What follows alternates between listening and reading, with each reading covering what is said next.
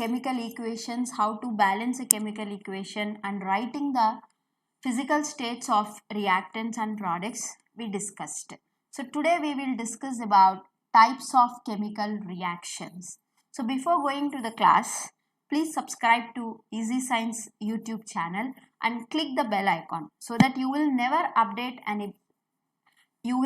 miss an update from my channel. So let's move to our class. Types of chemical reactions. So the first one is combination reaction. Let's discuss about combination reactions. So take a small amount of calcium oxide, which we also call it as quicklime, in a beaker, right? So slowly add water to this and touch the beaker. After adding water, touch the beaker and what do you feel? Like you feel the beaker is little hot. That means the calcium oxide vigorously react with water to produce liquid lime. So the reaction here I am writing, calcium oxide reacts with water to give rise to calcium hydroxide, right? So is this a balanced equation or not? Let's discuss. So here reactant side 1 calcium is there, product side also 1 calcium, and 2 oxygens are there, 1 and 1 oxygen here, so 2, even hydrogens also 2. So this is a balanced equation. Just write the physical states of the reactants and products. Here calcium oxide is solid and water is liquid. So now calcium hydroxide formed is aqueous. Okay, so these are the physical states of the reactants and products. So this is the reaction takes place when calcium oxide react with water. It produces calcium hydroxide. Calcium hydroxide is called as slaked lime. So if you observe that the calcium oxide and water are combining, right, to form a single product. Here only one product is liberated. So such reactions we termed it as combination reaction. Such reactions are known as combination reactions. 2 or more reactants combine to form a single product. So if you want to tell about the definition of combination reaction, 2 or more substances combine. That means 2 or more reactants combine and results in the formation of a single product. Such reactions are known as combination reactions. Right. So now some more examples here. Burning of coal. Burning of coal, here I am writing the equation C plus O2 gives rise to CO2. You know, carbon dioxide is a gas, even oxygen is a gas, and carbon is solid. These are the physical states of the reactants and products, and it's a balanced equation because 1 carbon and 2 oxygens in the reactant side and same 1 carbon and 2 oxygens in the product side, where we have 2 reactants are combining to give rise to a single product. So which is an example of combination reaction. And we have here the formation of water from hydrogen and oxygen. So here I will write H2 plus O2 gives rise to H2O. You know, these two are gases and this is a liquid. So these are the physical states of reactants and products, but this is not a balanced equation because in the reactant side we have 2 hydrogens and 2 oxygen, but in the product sides we have only 1 oxygen. So we have to balance the equation. That's why I will write 2 here because here 2 oxygens are there. So I wrote 2 here. So now oxygens got balanced, but 4 hydrogens are there in the product side. So what I will do is I will add 1, 2 to the reactant side. Now this is a balanced equation. Here hydrogen and oxygen are combining to give rise to a single product, water. So those are examples of combination reactions, right? So in simple language, we can say that two or more substances combine to form a single product, then that reaction is termed as a combination reaction, right? And if you observe, like carbon burns with oxygen to give rise to carbon dioxide, large amount of heat energy is liberated. Here we can write heat also. A large amount of heat energy is liberated. So in this reaction, this is a chemical reaction in which heat is liberated. And even if we observe that calcium oxide, quicklime, when combines with water produces slaked lime, that is calcium hydroxide. In that reaction also, we have touched the beaker is little hot, showing that some amount of heat energy is liberated. Such reactions where in a chemical reaction, if heat is liberated, such reactions are termed as exothermic chemical reactions, right? And this is an example of burning of natural gas is an example of exothermic reaction, right? Natural gas means we'll write methane, burning means oxygen to give rise to carbon dioxide and water. You know, methane is a gas, even oxygen also a gas, because natural gas I have given, no? Carbon dioxide is a gas and water, it's liquid, right? So if you want to balance the equation, because this is not a balanced equation, here 4 hydrogens are there, but here 2 hydrogens are there, here 3 oxygens are there. So what we'll do is we'll write 2 here, then hydrogen got balanced, and now oxygens are here 2 and here 2, 4 oxygens are there, but here only reactant side only 2 are there, so we'll write 2. Now this is a balanced equation.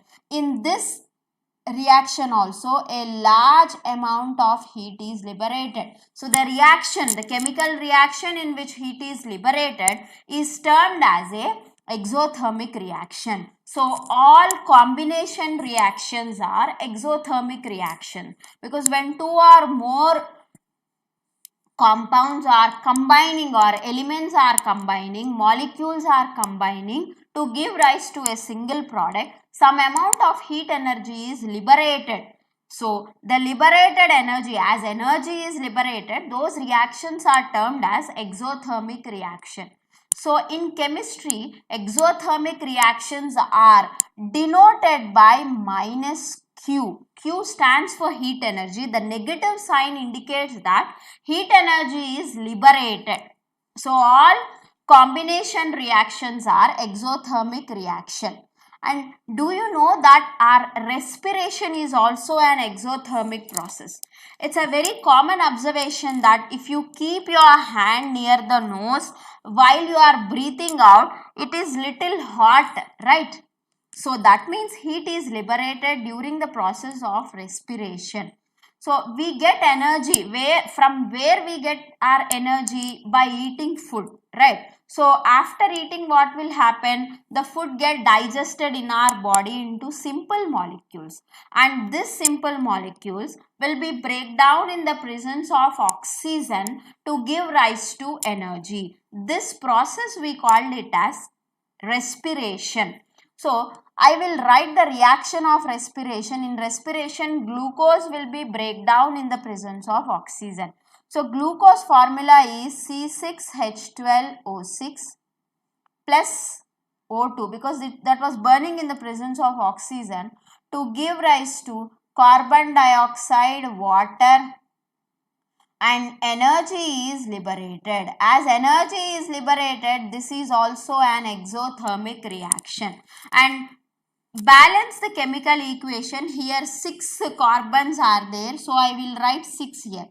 Now carbon got balanced, but oxygens here 6 plus 2, 8 are there, but 12 hydrogens are there. Here only 2 hydrogens are there, so I will write 6 here. So 6 2s are, hydrogens got balanced, but now oxygens are here 6 plus 6, 12 oxygens are there, but here 6 plus 2, 8 only there, right? So 12 means what we'll write is, we'll write 3 here.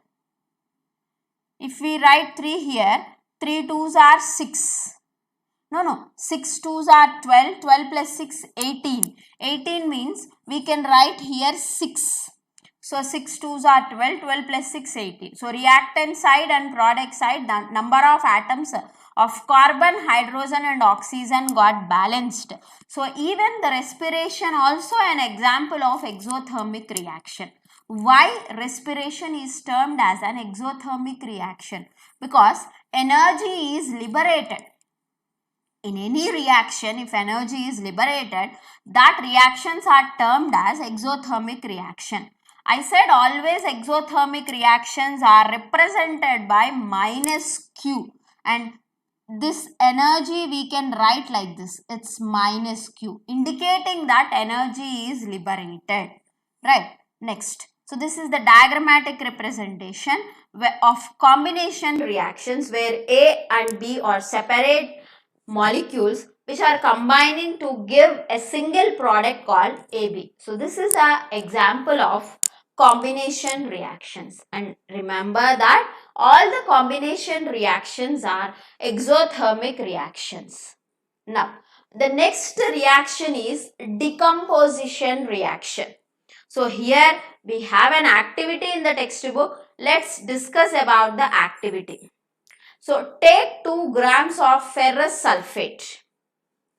Take 2 grams of ferrous sulfate. So ferrous sulfate is FeSO4, right? It's Fe3. Actually it is Fe2SO4 thrice. Ferrous sulfate crystals in a dry boiling tube. Note the color of ferrous sulfate crystals. Ferrous sulfate crystals. Ferrous sulfate crystals are green in color. Ferrous sulfate crystals are green in color. Right. Now, because note the color of the ferrous sulfate crystals, here it is there. Ferrous sulfate crystals are green in color. Heat the boiling tube, and you have taken that in a boiling tube, right? It's a test tube, and now heat this over spirit lamp and observe the color of the crystals after heating. So ferrous sulfate is FeSO4, right? Because Fe plus 2 SO4 minus 2 both get cancelled, so it is FeSO4. So what takes place? The reaction takes place is ferrous sulfate on heating. Here I am writing the symbol of delta, that means heating, gives rise to its oxide like Fe2O3 is formed, right? Ferric oxide, sulfur dioxide is liberated and sulfur trioxide is liberated. In this reaction, you can observe that the single reactant side, if you observe, that was single, gives rise to more than like 2 or more than 2 products. Such reactions we called it as decomposition reaction. The decomposition reaction, the ferric sulfate crystals, actually FeSO4 7H2O, like it's a crystalline molecule because it has a fixed number of water molecules to the compound. If any, the fixed number of water molecules present in a compound is termed as water of crystallization. Due to having this water of crystallization, it's actually green in color. If you start heating, what happened? This water molecule gets evaporated. So the green color of ferrous sulfate first converted into white color and decomposes into sulfur dioxide and sulfur trioxide, which are colorless gases. Actually, sulfur trioxide is little yellow in color. So its ferric oxide is formed, right? So these reactions are examples of decomposition reaction. What do you mean by a decomposition reaction? Decomposition reaction means a single reactant breakdown to give rise to 2 or more than 2 products. Such reactions are termed as decomposition reaction. So this is ferrous sulfate. We are heating the ferrous sulfate, so it loses its characteristic color because water molecules get evaporated due to heating and 2 two gases are liberating. SO2 and SO3 are liberating. So while doing this activity in a laboratory, there are some safety rules you have to follow. See, the test tube was slanting, right?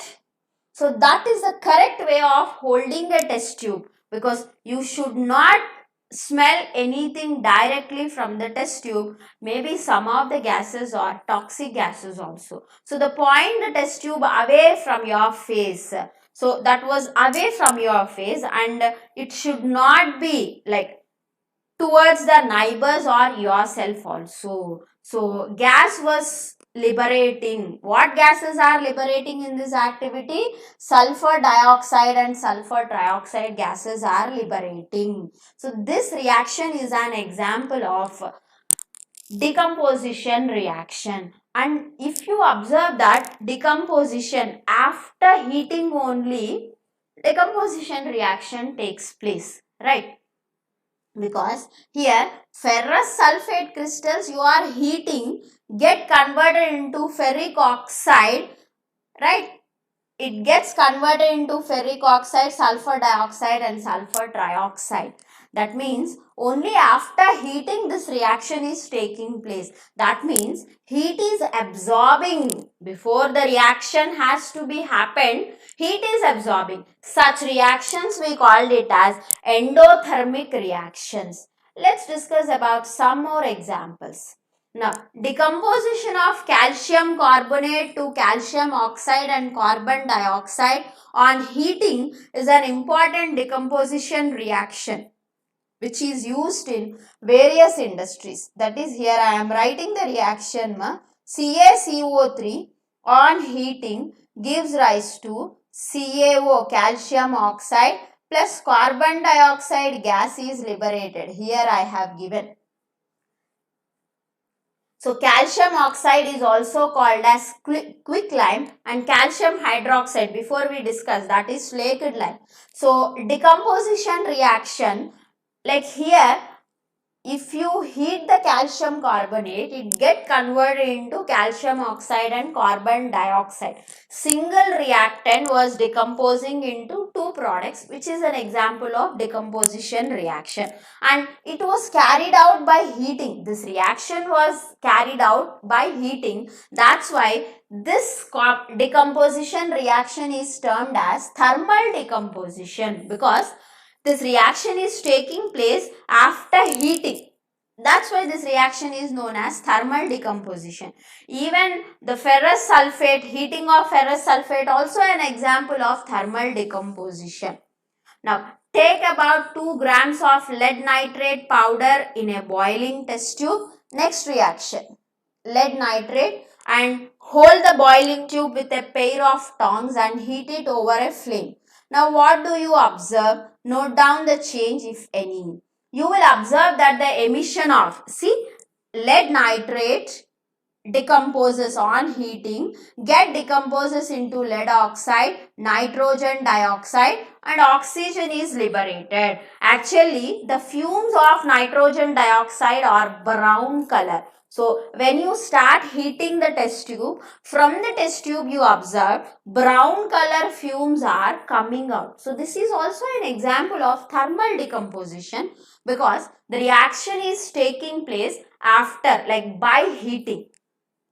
Alright, so this is the diagrammatic representation where you can observe the fumes are brown color. Lead nitrate on heating gives rise to lead oxide, nitrogen dioxide, and oxygen is liberated. Right, and these all are which we discussed. 3 examples we discussed: ferrous sulfate, decomposition of ferrous sulfate, decomposition of calcium carbonate, and decomposition of lead nitrate. All are examples of thermal decomposition, because these reactions, in all these reactions, the reactants are decomposed by absorbing heat energy. Such decomposition reactions are termed as thermal decomposition reactions. Now, this is another example where on passing electricity, water through water if you pass electricity, it gives rise to hydrogen and oxygen gas is liberated. Let's balance the chemical equation. So here 2 oxygens are there, that's why I will write 2 here. 4 hydrogens are there, so I will write 2 here. So this is the balanced equation where water get decomposed into hydrogen and oxygen by passing electricity. Such decomposition reactions are termed as electrolysis.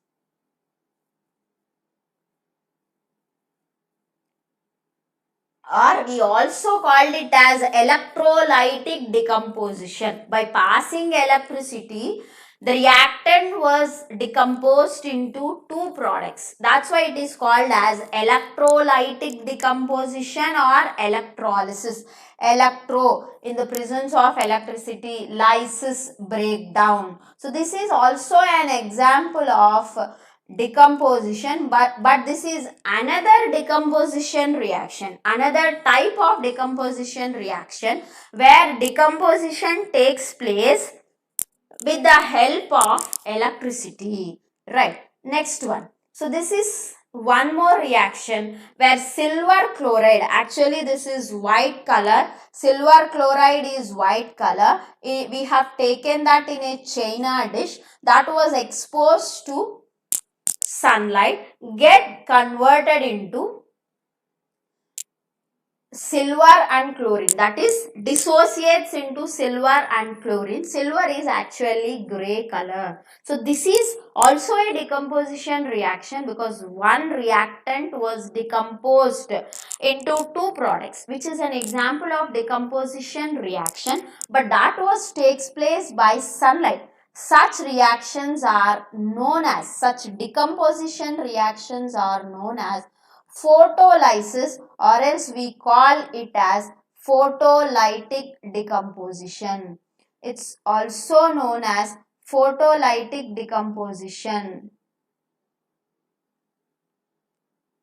It's also known as photolytic decomposition. And even silver bromide also behaves in the same way, like AgBr, which is yellow in color, on exposed to sunlight decomposes to silver and bromine, and where again the silver formed is grey color, but this compound is an like light yellow color compound. It's a light yellow color compound. So these are also examples of decomposition, but the decomposition was takes place in the presence of sunlight. Such reactions are termed as photolytic decomposition reactions or photolysis. Photo, light, lysis, breakdown. So these all are like decomposition reactions are of 3 types. We have thermal decomposition, electrolytic decomposition and photolytic decomposition. So the above reactions are used in black and white photography. So photography plates will use this silver chloride and silver bromide.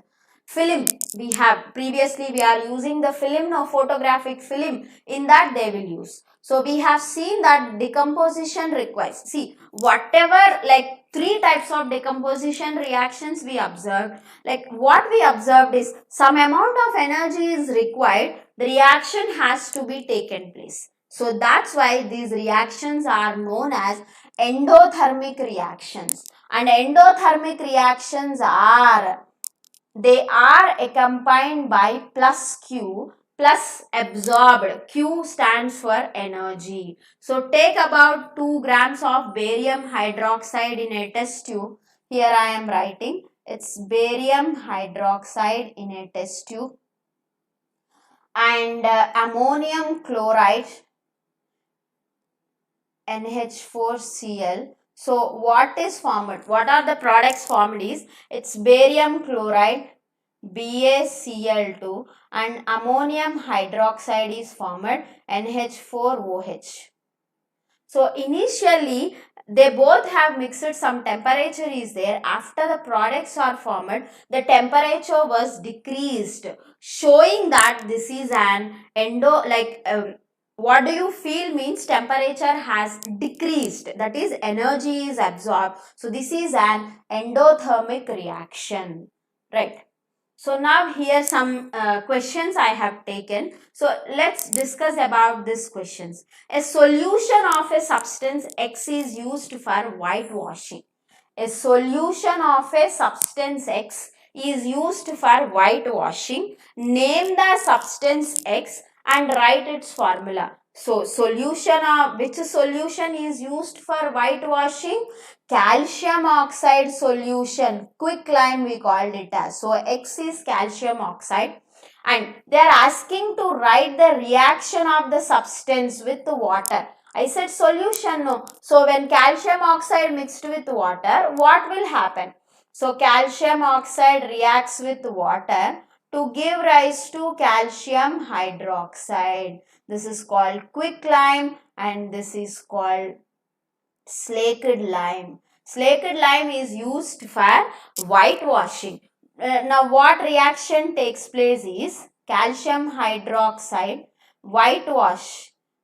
So this will take the carbon dioxide present in the atmosphere and get converted into calcium carbonate. That's why we call it as whitewashing, because this is calcium carbonate is the chemical formula of marble stone, which is milky white. That's why we call that as whitewashing. Now second question, like in the electrolysis of water, electrolytic decomposition, water decomposed into hydrogen and oxygen. So hydrogen was collected in one test tube, oxygen was collected in another test tube.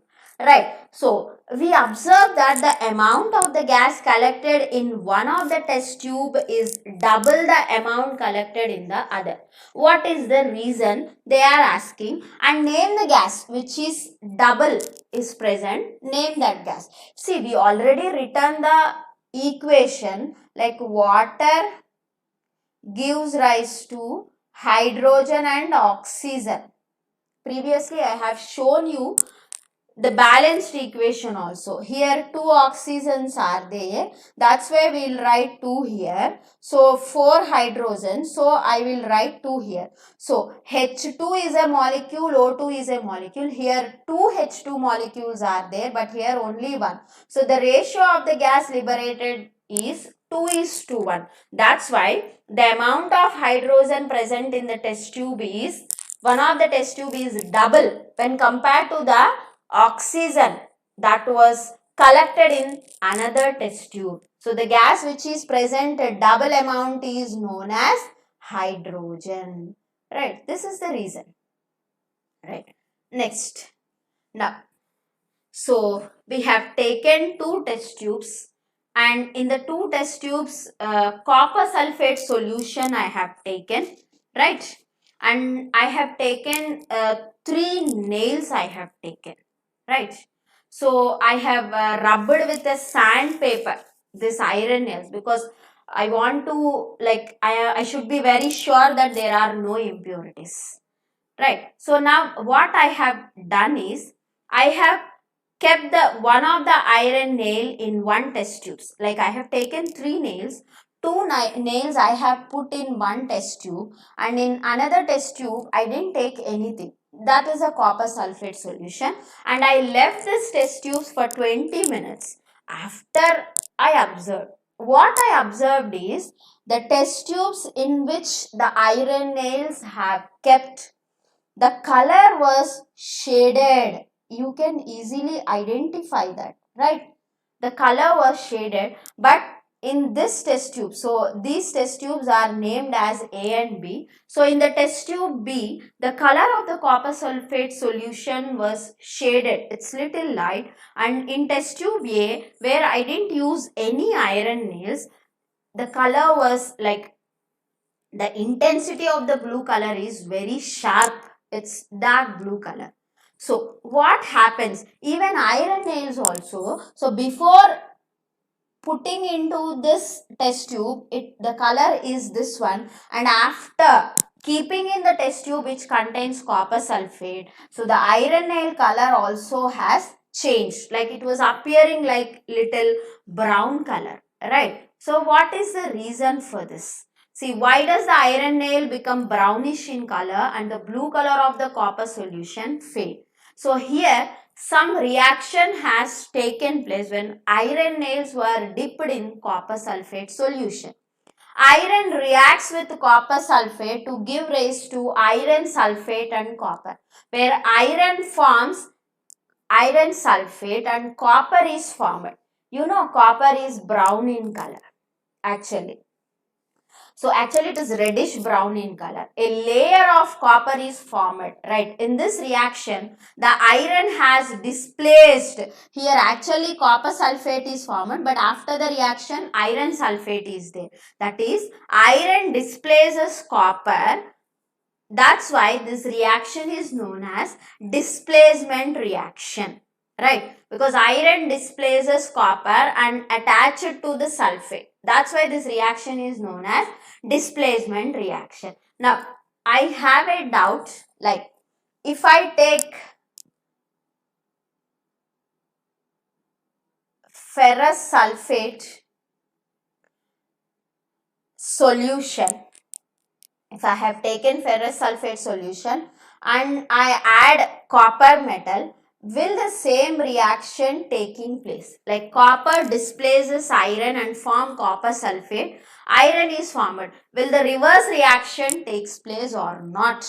Now my doubt is, this reaction is not possible. Here no reaction takes place because iron can displace copper, but copper cannot displace iron because iron is strong metal when compared to copper. So strong metals can displace less reactive metals. Highly reactive metals can displace less reactive metals, but less reactive metals cannot displace highly reactive metals. So the reverse reaction is not possible. Here I have given some more examples of displacement. See, iron displacement, copper, iron changed their places. That's why this reaction is known as displacement reaction. Zinc reacts with copper sulfate to give rise to zinc sulfate and copper. Lead reacts with copper chloride to give rise to lead chloride and copper. Right. So these all are examples of displacement reactions. Now one more reaction. So sodium sulfate and barium chloride solutions I made. Right. And these solutions I have mixed. So sodium sulfate, I added barium chloride. So what reaction takes place? Barium sulfate is formed. Here I am writing the reaction. It's Na2SO4 plus BaCl2 gives rise to what? It's NaCl plus BaSO4. Barium sulfate is formed. A white color precipitate is formed. Yesterday also we discussed about such type of reaction in chemical equations. That is, lead nitrate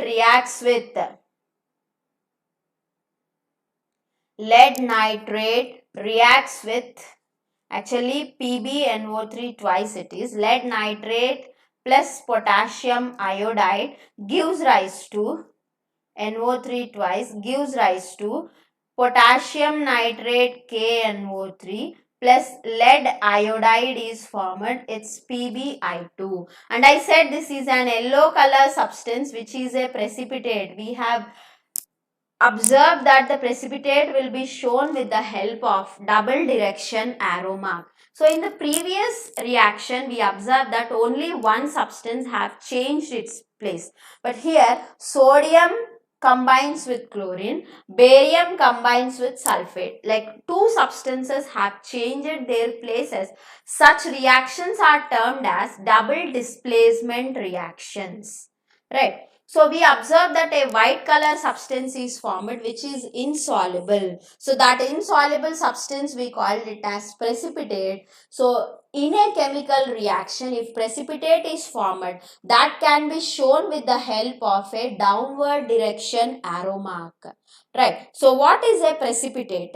The insoluble substance formed in a chemical reaction, the insoluble substance, where it is insoluble in water, is known as a precipitate. If in a chemical reaction a precipitate is formed, such reactions are known as precipitation reactions. Heat is liberated, exothermic reaction. Heat is absorbed, endothermic reaction. Precipitate is formed, such reactions are called precipitation reactions.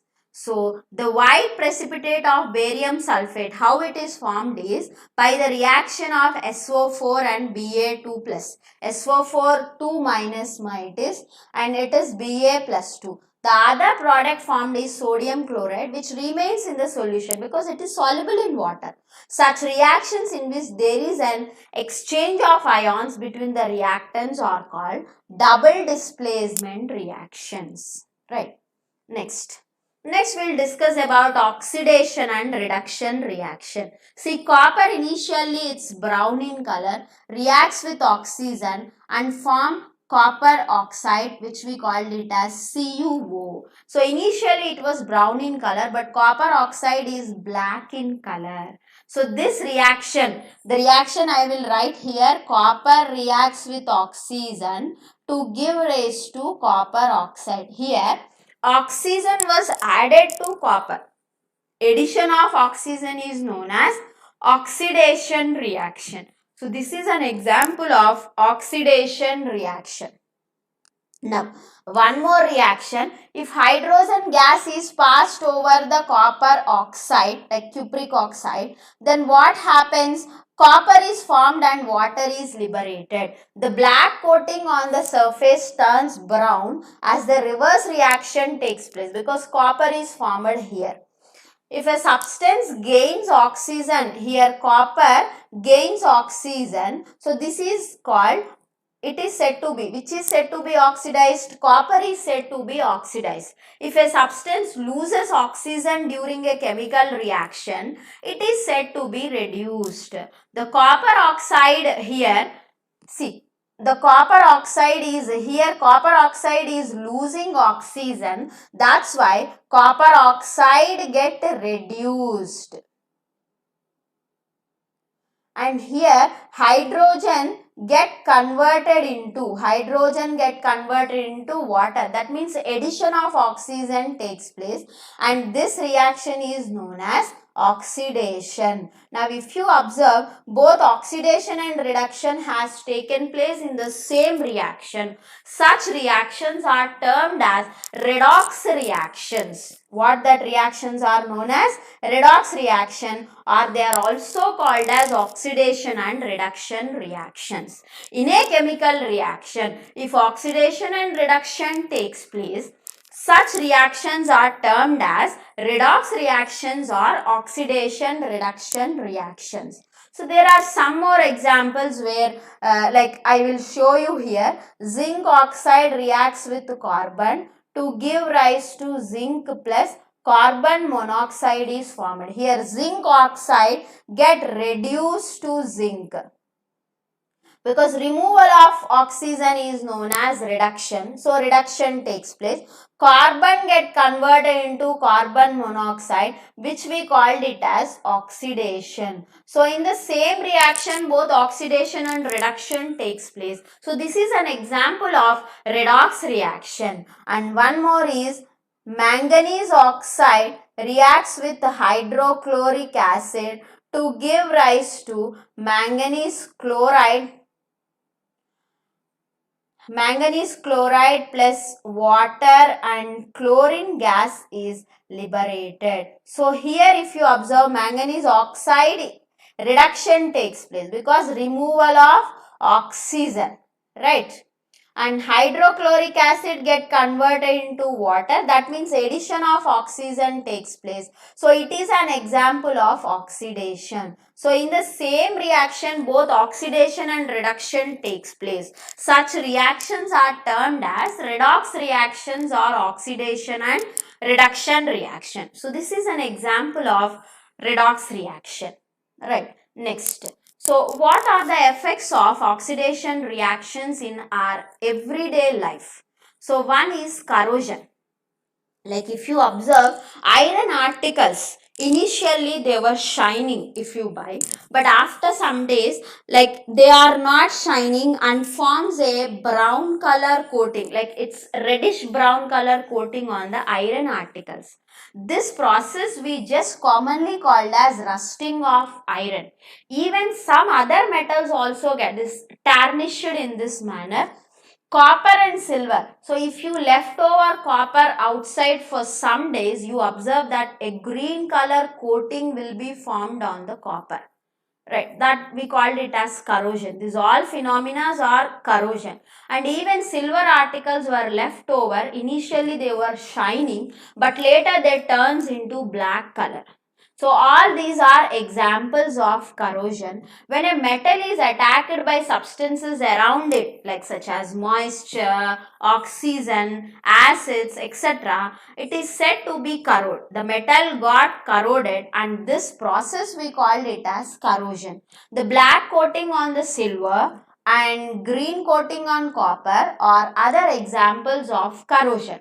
Here this is the diagrammatic representation. See, copper initially it was looking like this, but after rusting, like it turns like a coating of reddish brown color coating was appeared on the iron, because iron reacts with oxygen and form iron oxide.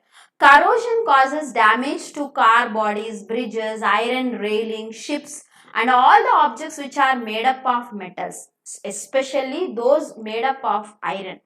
Actually, corrosion is a very serious problem. Every year, an enormous amount of money was spent to replace the damaged iron bar. So, we have to prevent corrosion. Like, that's why iron articles are painted with lead oxide, right? Like it was painted with black or red color in order to prevent the corrosion. Like here now we don't have the how can we prevent corrosion. We'll discuss that in the next class or next lesson.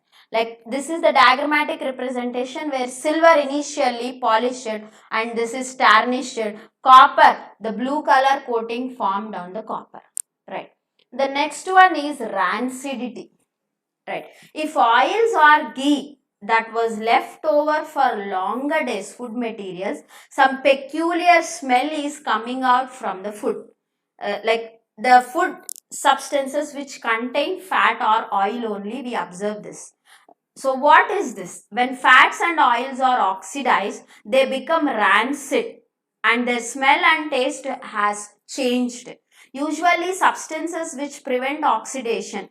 Rancidity is due to oxidation only. Oils and fats are oxidized and make the food material rancid. That means spoiled, which gives a bad smell, right? So the substances, we have to prevent this oxidation. So generally the substances which prevent oxidation, we called it as antioxidants, that should be added to the food which contains oils and fats. Like what are this means? Keeping the food in airtight containers so that the oil will not react with oxygen, and it will slow down the process of oxidation also, or keep it in a refrigerator because temperature is very less. And you buy chips from outside of the shop, and if you cut the packet, some air is coming out, right? So the chips packet contain nitrogen gas which can prevent the oxidation of the oils and fats present in the chips packet and keep the chips packet fresh for a longer time. So these are the some methods which you can prevent rancidity. The substances which prevent oxidation are known as antioxidants, right? So here some questions I have given. Let's discuss. Why does the color of the copper sulfate solution change when an iron nail is dipped in it? Because copper sulfate solution, when iron nail was dipped, what happened? Displacement reaction takes place. Iron sulfate is formed and copper is formed. That's why the color of the copper solution has shaded. Give an example of double displacement reaction. We can give this. Lead nitrate, PbNO3 twice, reacts with potassium iodide to give rise to KNO3 potassium nitrate plus lead iodide PbI2. This is an example of double displacement reaction where lead reacts with iodine and form lead iodide, potassium reacts with nitrate and form potassium nitrate. And identify the substance that are oxidized and the substance that are reduced in the following reaction. Here sodium oxygen is added and forms sodium oxide. That means sodium get oxidized. Oxidation takes place. This is just an oxidation reaction. Here reduction is not there.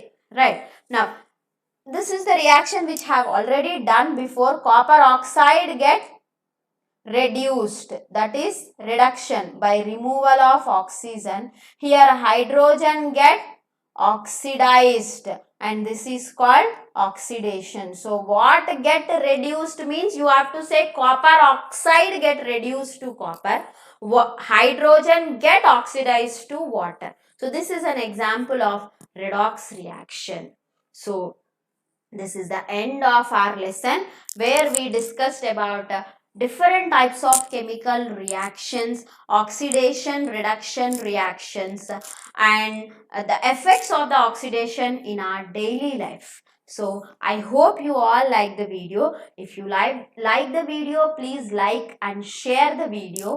Please subscribe to Easy Science YouTube channel and click the bell icon so that you will never miss an update from my channel. So please comment in the comment section if you want any particular lesson so that I'll explain that lesson only. So see you tomorrow. Thank you everyone. Have a nice day.